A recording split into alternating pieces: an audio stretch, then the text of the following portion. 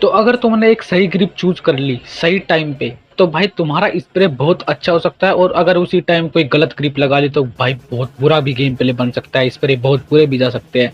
और साथ ही साथ हमारे पास गेम में एक ऐसी ग्रिप भी है जो क्लोज रेंज में भी काम आती है। मेरे को पता है कुछ लोगों को समझ आ गया होगा, लेकिन कुछ को नहीं आए तो कोई बात नहीं। और देखो स्प्रे, ये सारे के सारे स्प्रे जो तुम देख रहे हो ये सारे बिना अटैचमेंट के हैं, तो इन पे ध्यान ना भी दो तो भी चलेगा। तो अब सारी ग्रिप्स के बारे में बात करेंगे, कैसे हमारे स्प्रे अच्छे जाएंगे, हर चीज के बारे में बात करेंगे। तो सबसे पहले चलते हैं शूटिंग रेंज, जहाँ पे हम आपको एक एक ग्रिप के बारे में डिटेल में समझाएंगे। तो गाइस सारी अटैचमेंट उठा ली गई है और अब बात करते हैं सबसे पहले लेजर साइट के बारे में। तो मैंने शुरुआत में बोला था ना कि कोई एक ऐसी ग्रिप भी है जो कि क्लोज रेंज में बहुत ज्यादा तगड़ी है। अब ये लेजर साइट है, ये तगड़ी क्यों है? क्योंकि ये हिप फायर में स्प्रेड कम करती है। अब स्प्रेड क्या होता है? स्प्रेड होता है ये जो तुम्हारी गोलियां है ये इधर उधर जाती है। हिप फायर होता है जैसे तुम जिगल करते टाइम जैसे फायर करते हो, उसको हिप फायर बोलते हैं। जिसको नहीं पता उसको बता रहा हूँ। तो जिगल के टाइम पे क्या होता है ना कि जब तुम अपने सामने वाले टीममेट को मारते हो गोलियां, और जो तुम्हारी गोली है वो थोड़ा स्प्रेड होगी, फैलेगी, और उस फैलने को कम करेगी ये लेजर साइट। और अगर ये लेजर साइट फैलने को कम करेगी और सारी गोली सही जगह जाएगी, मतलब अगर तुम हेड मार रहे हो और सारी गोली हेड लग गई, तो टीममेट को तुम या फिर एनिमी को तुम मार सकते हो उससे पहले, जस्ट बिकॉज ऑफ तुम्हारी सारी गोली उसको लगेगी, स्प्रेड कम होगा। तो ये अपनी लेजर साइट थी। अब लेजर साइट के बाद जो अटैचमेंट आती है उसका नाम है थम ग्रिप। थम ग्रिप है उसका नाम।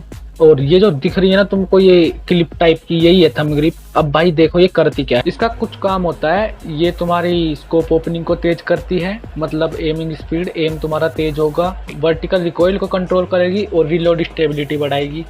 और अगर किसी को नहीं पता एमिंग इसकी स्पीड, तो अगर तुम जल्दी से जल्दी एम को शिफ्ट करोगे तो ये उसमें हेल्प करती है। और थोड़ा रिकॉइल कंट्रोल करती है, वर्टिकल रिकॉइल और हॉरिजॉन्टल रिकॉइल। अगर इन दोनों में तुम कंफ्यूज हो तो तुम्हारी कंफ्यूज मैं कर देता हूँ दूर। देखो जो तुम्हारा ऊपर से नीचे तक, अगर तुम एडीएस प्लेयर हो और तुम ऊपर से थंब को नीचे की तरफ लाते हो, तो अगर वो जो रिकॉइल कंट्रोल करते हो वो होता है वर्टिकल रिकॉइल।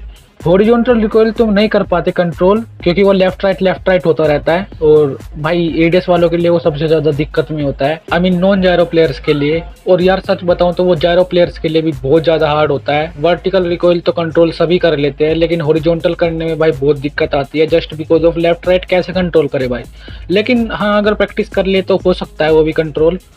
हम उसके बारे में बाद में बात करेंगे। लेकिन तुमको अगर समझ आ गया होगा इतना तो कि वर्टिकल रिकॉइल और हॉरिजॉन्टल रिकॉइल में क्या फर्क है। और अब हमारी ये थंब इसलिए सब यूज कम करते हैं क्योंकि इसका कुछ ऐसा खास फायदा है नहीं जो हमें एडवांटेज दे। उसके बाद आती है वर्टिकल फोरग्रिप। अब भाई इसके नाम से तुमको समझ आ रहा होगा, इसका काम सिर्फ एक है कि ये वर्टिकल रिकॉइल को कम करती है। अब भाई देखो एक चीज बता देता हूँ, वर्टिकल रिकॉइल हर कोई कंट्रोल कर पाता है ना।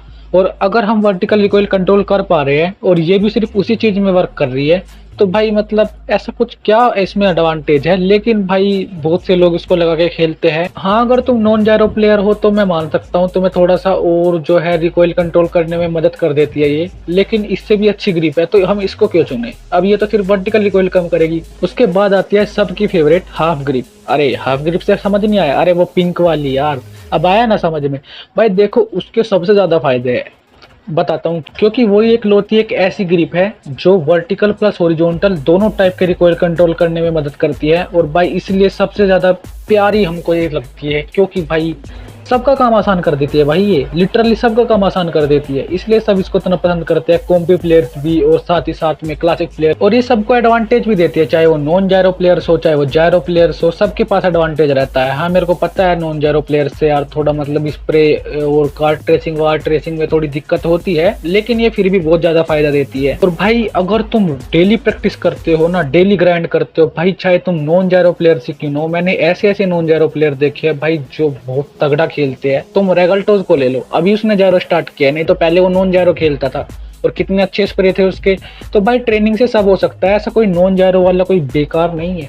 नॉन जायरो वाला बहुत तगड़ा प्लेयर होता है, क्लोज रेंज में उसे कोई हरा नहीं सकता अगर वो अच्छे से प्रैक्टिस करता है, क्योंकि क्लोज रेंज नॉन जायरो वालों की जायरो वालों से भी तगड़ी होती है। चलो इस बारे में कभी फिर बात करेंगे एक नई वीडियो में। अभी हम बात करते हैं अपनी लास्ट ग्रिप, जो कि कुछ लोगों की फेवरेट होती है, जिनमें से मैं भी हूँ, मेरे को भी बहुत अच्छी लगती है वो। उसका नाम है एंगल्ड फोर ग्रिप। भाई ये बहुत तगड़ी ग्रिप है, ये अंडररेटेड है, इसका कुछ लोगों को पता है, लेकिन भाई सच बताऊं ये इतनी ज्यादा तगड़ी है भाई, बहुत से कॉम्पी प्लेयर भी इसको यूज करते हैं और ये हमारे सारे प्रॉब्लम्स का सोल्यूशन है। क्यों? क्योंकि भाई देखो, हमारी प्रॉब्लम है हॉरिजॉन्टल रिकॉइल कंट्रोल ना करना, और भाई उसी का ये पूरा का पूरा जुगाड़ है भाई। क्योंकि वर्टिकल रिकॉइल हम कैसे भी करके कंट्रोल कर लेंगे, और हॉरिजॉन्टल रिकॉइल कंट्रोल करने के लिए हमारे पास है एंगल्ड फोर ग्रिप। क्योंकि ये सिर्फ हॉरिजॉन्टल रिकॉइल कंट्रोल करती है और बहुत ज़्यादा अच्छे तरीके से करती है, और इसलिए जब हम स्प्रे करते हैं तो बहुत ज़्यादा अच्छे स्प्रे जाते हैं।